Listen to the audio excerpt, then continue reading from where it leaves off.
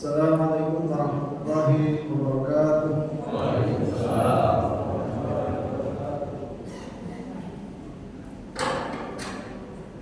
Semangat biar semangat. Daun salam dibecek pakai air. Yang jawab salam banyak dapat THR. Assalamualaikum warahmatullahi wabarakatuh.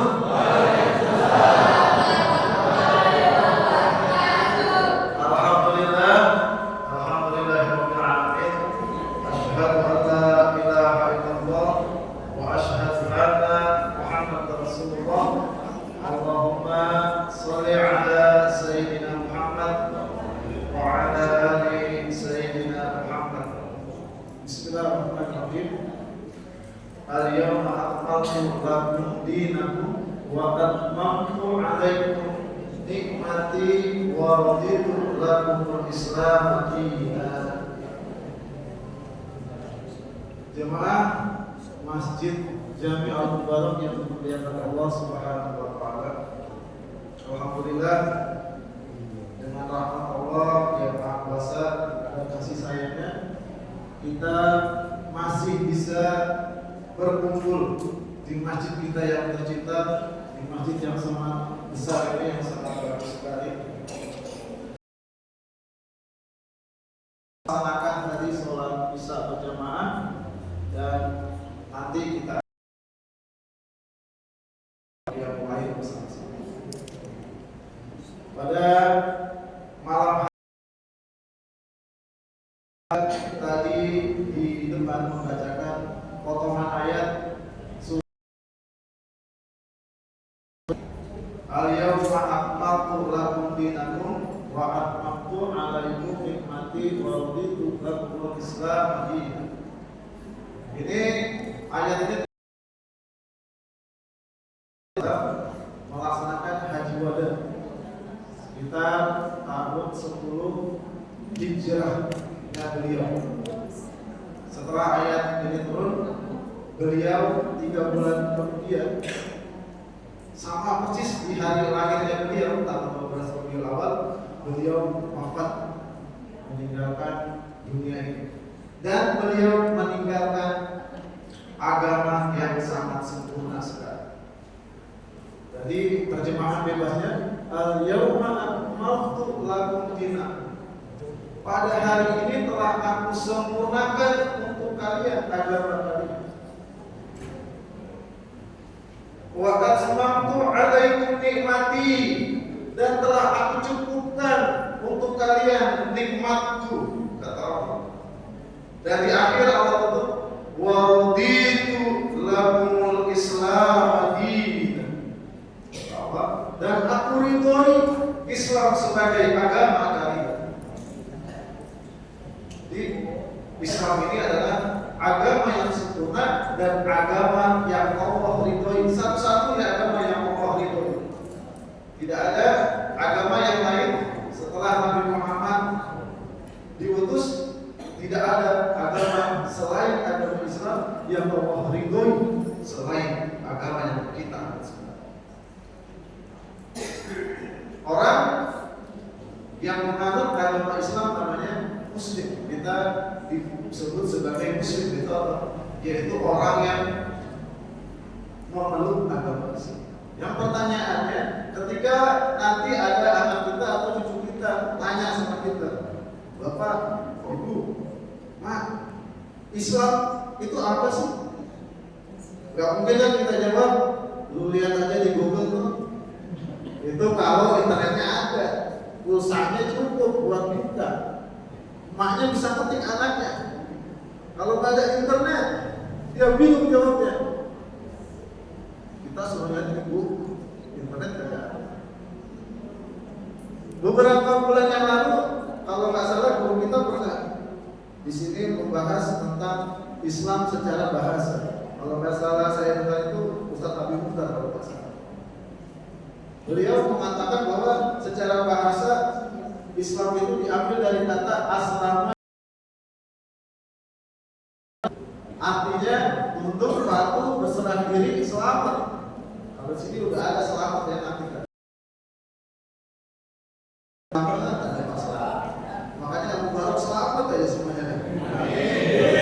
Amin. Nah itu dari segi bahasa. Sedangkan dari segi makna yang lain, ini saya ambil dari makna yang lain. Ada ulama besar mengatakan namanya Syekh Taqiyuddin Al-Albani dalam kitabnya yaitu Nizamul Islam. Beliau menerangkan apa itu Islam. Al-Islam huwa ad-din alladhi anzalahu Allah ala sayyidina Muhammadin sallallahu alaihi wasallam litanzimi alaqatil insan bi khalqihi wa bi nafsihi wa bi ghairihi. Nah, artinya apa artinya? Kita bahas satu-satu. Al-Islam, Islam itu huwa adalah ad-dinul ladzi, agama yang anzalahu Allah ala sayyidina Muhammad sallallahu alaihi wasallam, yaitu agama yang Allah turunkan. Allah menurunkannya kepada Nabi Muhammad sallallahu alaihi wasallam litanzimi alaqatil insan bi khalqihi. Apa itu? Untuk mengatur manusia berhubungan dengan sang penciptanya.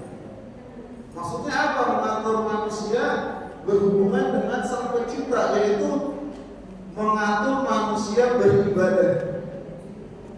Jadi kita beribadah nggak boleh sembarangan, nggak boleh bikin ibadah-ibadah semau kita. Kenapa? Karena ada kaidah usul. Al-aslu fil ibadati at-tahrim. Apa maknanya atau terjemahannya itu asal ibadah itu adalah haram kecuali ada dalil yang menunjukkan bahwa ibadah itu boleh dilakukan. Contohnya, sekarang kita puasa Ramadan. Itu ada aturannya. Siapa yang bikin aturan puasa? Kita sendiri atau Allah sudah menentukannya? Allah sudah menentukan. Kita nggak boleh bikin aturan sendiri. Puasa, ntar saya buka jam 9 orang lapar. Nggak boleh.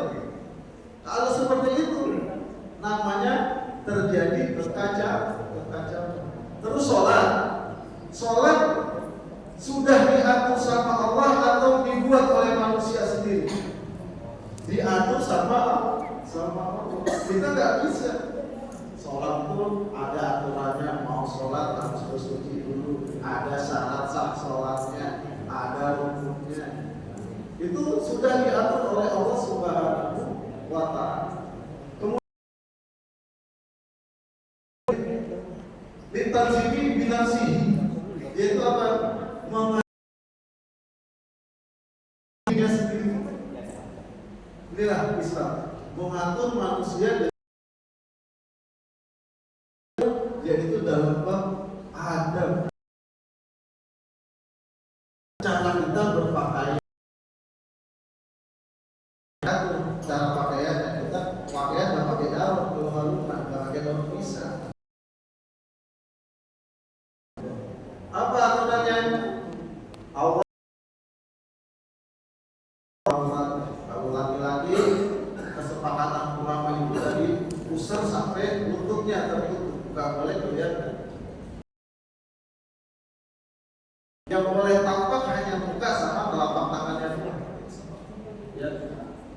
Itu adab. Apalagi yang berkaitan dengan adab, yaitu menjaga ucapan. Kata Nabi, "Qul khairan aw liyasmut." Katakanlah yang baik atau diam. Kenapa? Karena dari mulut kita itu bisa menggores hati orang. Kalau kita salah ucap, salah kata, apabila hati yang sudah tergores itu lama sembuhnya, nggak bakalan cepat hilangnya. Kenapa? Karena yang luka hatinya lebih tajam dari silat, lebih tajam dari senjata atom. Kalau senjata atom langsung mati. Kalau lidah itu sampai dia seumur hidupnya dia akan berasa sakitnya. Kalau saya ngomong ke Pak Haji, ke Pak Firman, ke Pak Ustaz Sucipto salah ngomong, ke Pak RT salah ngomong, wah sakit hati. Itu kadang cepat sembuhnya, lama sembuhnya. Walaupun kita udah minta maaf, tapi apa? Masih terasa di kepala akibat dari ucapan kita. Makanya dalam Islam lisan ini sangat dijaga. Makanya ada hadis Nabi yang lain, al-muslimu man salimal muslimuna min lisanihi wa yadihi. Muslim itu apabila orang lain selamat dari lisan dan tangannya. Kalau kita jadi muslim, maka kita harus perhatikan bahwa orang lain itu selamat dari lisan kita, dari ucapan kita, dan dari perbuatan kita. Itu yang berkaitan dengan binafsihi atau adab. Yang selanjutnya apa? Yang berkaitan dengan bigoirihi, yaitu hubungan manusia dengan manusia yang lain, dengan alam sekitarnya, dengan lingkungan, dengan hewan. Itu ada aturan. Dalam dengan manusia yang lain namanya muamalah. Dalam berhubungan, dalam bermuamalah pasti nanti suatu saat kita akan mengalami yang namanya perdebatan. Ada yang namanya senggolan. Contohnya ketika kita bermuamalah, ada suatu hari kita mungkin berantem, ya, berantem. Akhirnya salah satu yang kita sedang berantem itu terbunuh oleh kita. Nah ini ada sanksinya, namanya uqubat, sanksi. Apa sanksinya dalam Islam? Itu ada di surat Al-Baqarah bab qisas. Ayatnya hampir sama kayak perintah puasa Ramadan. Ya ayyuhalladzina amanu kutiba alaikumul qisasu fil qatl. Ya, wahai orang-orang yang beriman, diwajibkan atas kalian qisas dalam hal hubungan. Nah itu hubungannya dengan manusia. Pencurian juga ada aturannya dalam Islam. Nah ini Islam. Kesimpulannya apa? Ketika kita sudah menyatakan bahwa diri kita seorang muslim, maka kita harus tunduk, harus patuh dan berserah diri dengan mengikuti aturan yang telah Allah tetapkan atas diri kita dalam hal pribadi, dalam hal bermasyarakat maupun dalam hal bernegara. Ketika kita sudah melakukan hal itu, apa ujungnya? Ujungnya adalah kita mendapatkan yang namanya keselamatan, keselamatan di dunia dan di akhirat. Ketika negara mengikuti aturan yang telah Allah tetapkan, maka jadilah negara baldatun thayyibatun wa rabbun ghafur, yaitu negeri yang mendapatkan banyak kebaikan, negeri yang dimana Allah turunkan ampunan Allah Subhanahu wa Ta'ala. Kayaknya nggak usah lama-lama, karena kalau lama-lama kan sholat tarawihnya kelamaan. Batu bata di toko sebelah, jangan samperin ke toko roti. Dapat ya. Kalau ada kata yang salah, jangan disimpan di dalam hati. Wabillahi taufiq wal hidayah.